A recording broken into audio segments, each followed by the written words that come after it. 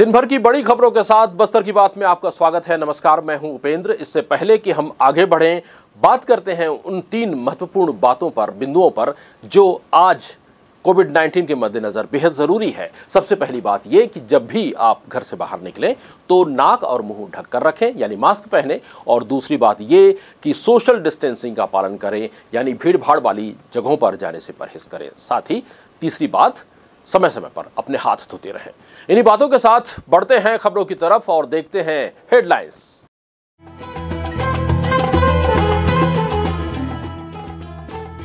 2 मई से बस्तर जिले में 18 वर्ष से अधिक उम्र वालों को होगा टीकाकरण। अंत्योदय राशन कार्ड धारियों को ही लगेगा पहले टीका। कलेक्टर ने किया महारानी अस्पताल में स्थानांतरित आर्थो सर्जरी वार्ड का निरीक्षण, मरीजों से जाना हालचाल। एटीएम का इस्तेमाल करने से पहले और बाद करें हाथ सैनिटाइज। और सांसद पहुंचे Dharampura covid centre, mobile phone के माध्यम से मरीजों से की चर्चा। हेडलाइंस के बाद अब बढ़ते हैं खबरों की तरफ। कलेक्टर रजत बंसल ने कोविड टास्क फोर्स की बैठक में 18 से अधिक वर्ष तक के लोगों के टीकाकरण के लिए की जा रही तैयारियों की समीक्षा की। कलेक्ट्रेट के प्रेरणा कक्ष में आयोजित कोविड टास्क फोर्स की बैठक में कोरोना के रोकथाम के संबंध में चर्चा की। साथ ही 2 मई से जिले में शुरू हो रहे 18 से 44 साल तक के लोगों के टीकाकरण के लिए की गई तैयारियों की भी समीक्षा की। इस अवसर पर कलेक्टर बंसल ने कहा कि शासन के निर्देशानुसार बस्तर जिले में 2 मई से अंत्योदय कार्डधारियों के टीकाकरण के साथ इस चरण की शुरुआत होगी। उन्होंने कहा कि 2 मई को होने वाले टीकाकरण के लिए 1 मई को पंजीयन कार्य पूर्ण कर लिया जाएगा। इस आयु वर्ग के लोगों के टीकाकरण के लिए अलग केंद्र बनाए जाएंगे।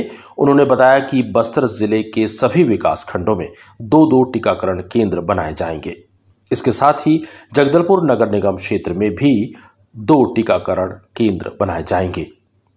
कलेक्टर बंसल ने टीकाकरण केंद्र में पर्याप्त सुरक्षा व्यवस्था सुनिश्चित करने की भी निर्देश दिए। उन्होंने शासन के निर्देशानुसार पात्र हितग्राहियों की पहचान और उनके पंजीयन की कार्यवाही तत्काल पूर्ण करने के भी निर्देश दिए। उन्होंने जरूरतमंद हितग्राहियों को टीकाकरण केंद्र तक पहुंचाने की व्यवस्था सुनिश्चित करने को कहा। बैठक में पुलिस अधीक्षक दीपक झा, जिला पंचायत के मुख्य कार्यपालन अधिकारी इंद्रजीत चंद्रपाल, सहायक कलेक्टर सूरज सिंह, अतिरिक्त पुलिस अधीक्षक ओपी शर्मा सहित विभिन्न विभागों के अधिकारी मौजूद थे।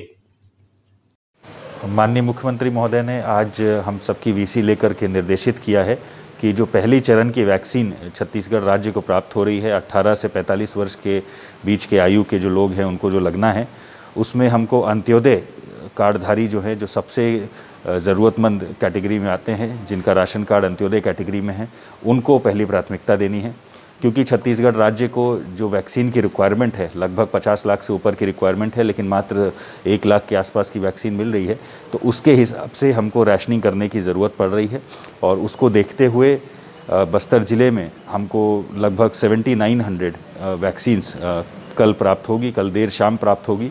तो परसों 2 मई से वैक्सीनेशन का कार्य शुरू किया जाएगा। इसमें नगर निगम में 2 सेंटर और सभी ब्लॉक में 2 सेंटर ईच बनाए जाएंगे।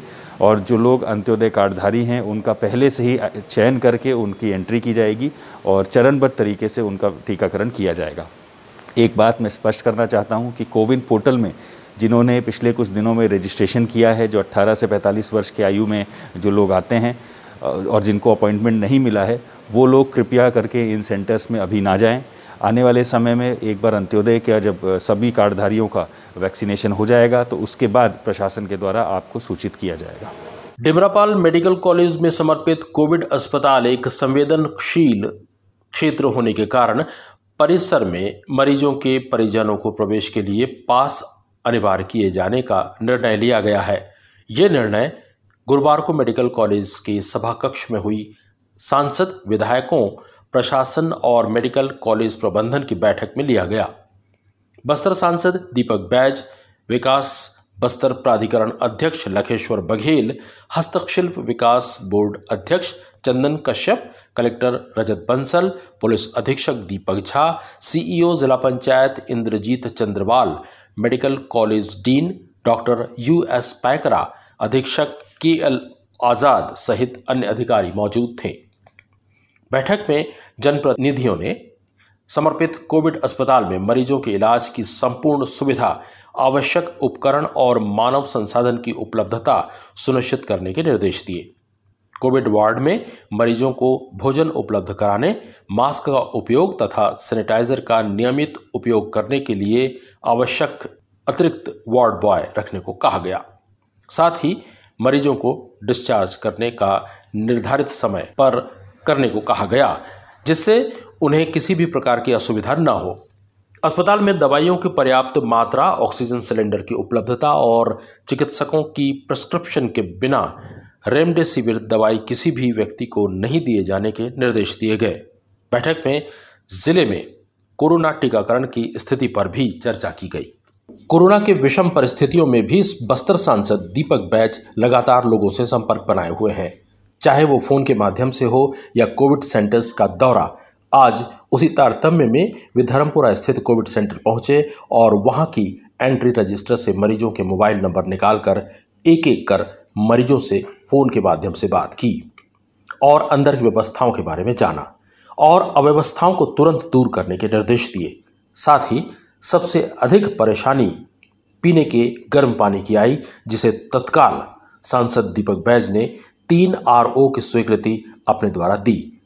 इस दौरान प्रशासनिक अमला SDM JR मरकाम और RI सतीश मिश्रा वहां मौजूद थे। संसदीय सचिव और विधायक जगदलपुर रेखचंद जैन और सुबोध लागू ने आज संयुक्त रूप से कलेक्टर रजत बंसल को कोरोना महामारी से आपातकालीन मरीजों को परिवहन के दौरान एम्बुलेंस में उपयोग होने वाला पोर्टेबल ऑक्सीजन कंसेंट्रेटर के 2 सेट प्रदान किए।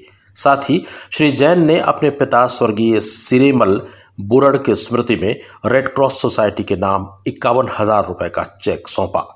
इस दौरान पारिवारिक सदस्य रमेश जैन, संतोष जैन, अनिल जैन के अलावा अलेक्जेंडर चेरियन, हरेंद्र पाणिग्राही सहित विकास दुग्गड़ भी मौजूद थे।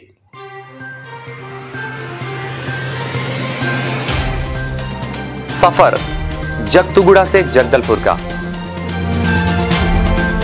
नित नई करवट लेता शहर हमारा, चौक चौराहों से होता हुआ विकास की गाथाएं गढ़ता बस्तर हमारा।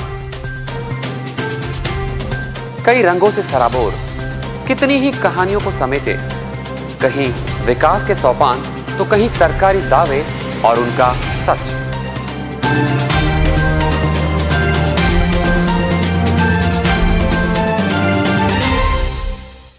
आतंक से दहलते जंगल, जमीन और जीवन, साहस और धैर्य से करवट लेती जिंदगी, राजनीति की चौसर के जाने अनजाने दांव, व्यवस्था की खूबी, कमी और खामी, खूबसूरत नजारे। अब होगी हर बात हमारे साथ, बस्तर की बात।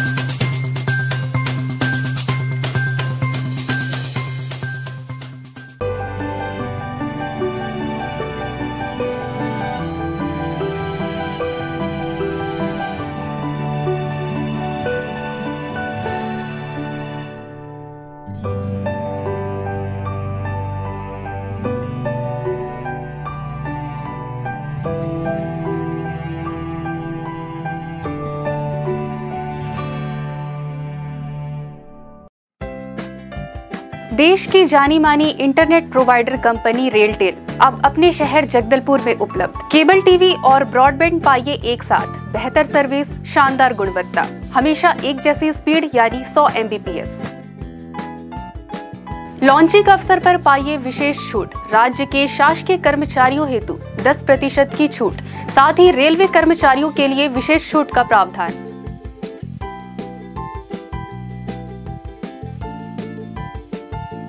इंटरनेट कनेक्शन हेतु तत्काल अपने केबल ऑपरेटर से संपर्क करें या कॉल करें 9425262386 पर या 9617185020 पर।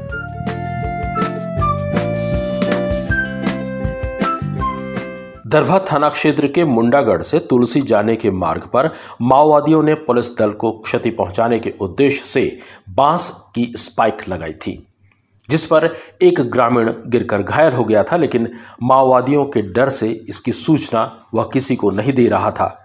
इसकी जानकारी वरिष्ठ पुलिस अधीक्षक दीपक झा को मिलने पर उन्होंने पुलिस दल को मामले की पतासाजी हेतु भेजा।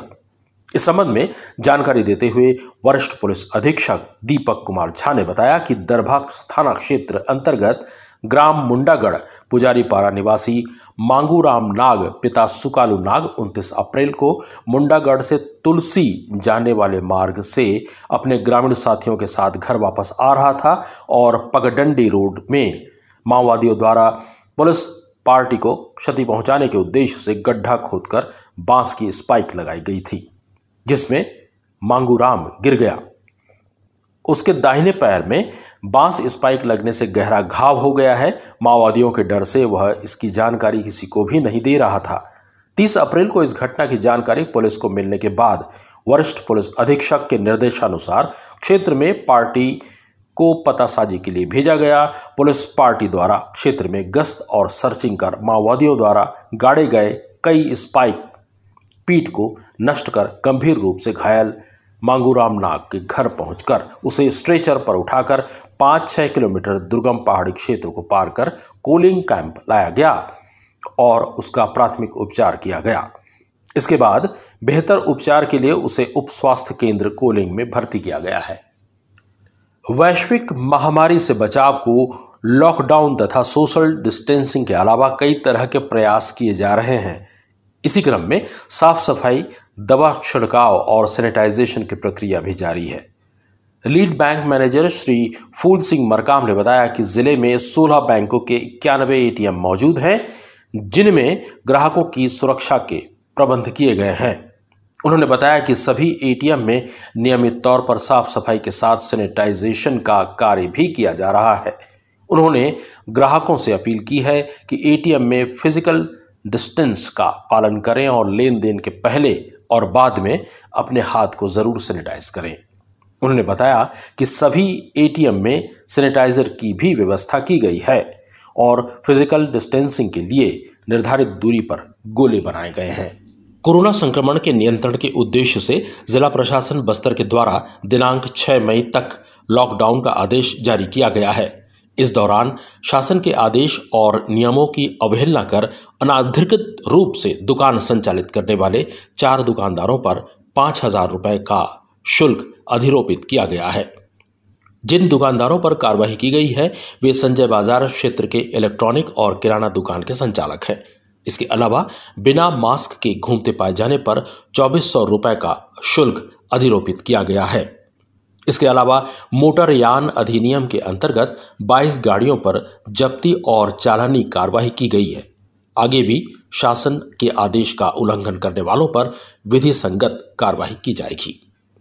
नियमित खबरों के लिए आप हमसे YouTube से भी जुड़ सकते हैं। हमारा पता है बस्तर की बात, जगदलपुर, और इस चैनल को आप सब्सक्राइब कीजिए ताकि हमारे नए वीडियोस की नोटिफिकेशन सीधे आप तक पहुंच सके। इन्हीं बातों के साथ देखते हैं अंत में हेडलाइंस।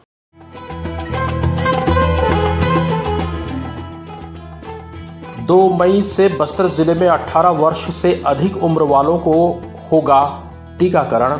अंत्योदय राशन कार्ड धारियों को ही लगेगा पहले टीका। कलेक्टर ने किया महारानी अस्पताल में स्थानांतरित आर्थो सर्जरी वार्ड का निरीक्षण, मरीजों से जाना हालचाल। एटीएम का इस्तेमाल करने से पहले और बाद करें हाथ सैनिटाइज।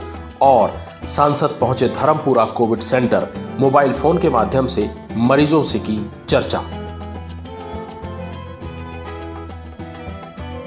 बस्तर की बात में आज के लिए बस इतना ही। कल फिर आपसे मुलाकात होगी, तब तक हमें दीजिए इजाजत। नमस्कार।